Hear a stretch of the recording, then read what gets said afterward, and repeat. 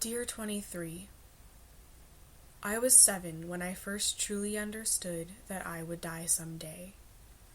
But, having only 7 years of experience and thinking that the world, I convinced myself I would die at the ripe old age of 22.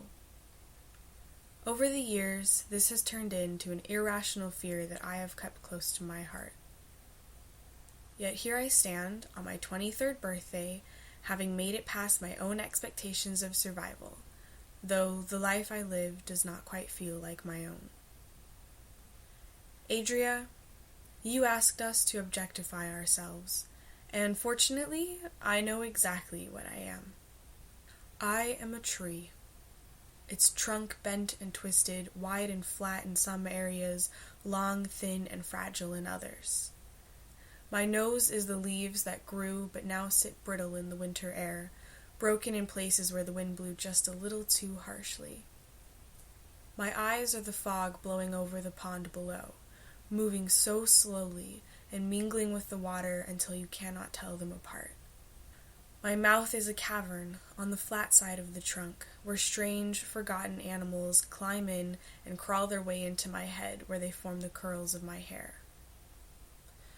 Sometimes people find me, and they carve what they like into my bark with the small knives they carry. I try to grow the bark back to cover up the marks I do not understand. And sometimes I forget I am a tree, and feel only like an old nib hanging on the end of a quill, my tip so worn and bent that all my ink pours out and closes the gaps in the letters so the writing cannot be read.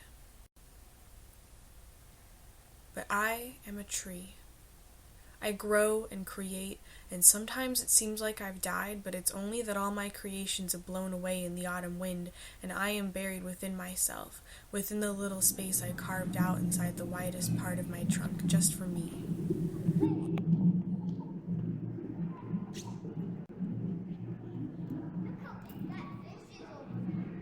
It's small and dim, but it smells of wood and frost and autumn spices, and it closes with a latch made of metal from that old nib.